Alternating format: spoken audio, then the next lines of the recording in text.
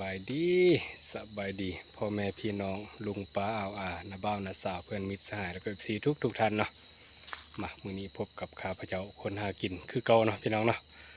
มื้อนี้จะมาพาพ่อแม่พี่น้องเลาะป่าตามเคยนะพี่น้องเนาะสอกหาของอยู่ของกินส่วนเขาอยากมากแพงเศรษฐกิจเงินเฟ้อเขาของแพงค่าแห้งถึกเนาะพี่น้องเนาะหาอย่างใดก็หาไปเพื่อหลุดพรค่าใช้จ่ายแบ่งเบาภาระเนาะพี่น้องเนาะมาลุ้นลุยนำกันมือนี้ว่าจะได้ยังแน่มานหรือบ่มานลุยนำกันพี่น้องโบอะไรอย่าห้างเนาะมันจวนเวลามาฮอตแรงหน่อยนึงพี่น้องมาลุยนำกันเลยเบิ่งผลงานเอาเด้อพี่น้องเด้อพี่น้องเกาะไก่ตัวหนึ่งพี่น้อง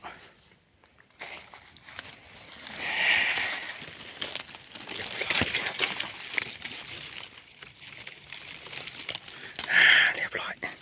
นี่ตัวมานไปพี่น้องเก็บพี่น้องอีกตัวนึงปลาลำไปพี่น้องตกแล้ว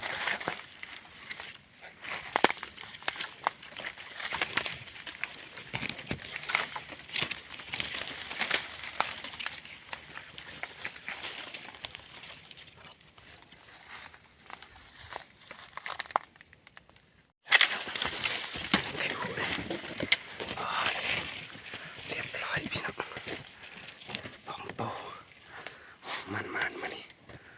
เรียบร้อยกระพูตัวนี้เนาะ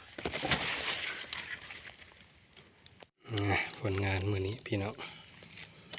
ได้2 แต้มโอ้เจอฝูงไก่นอนบักหลายเป็น30 ตัวคนเดียว คนเดียวปองได้ซ้ำนี้แหละพี่น้องบินหนีหมดก่อน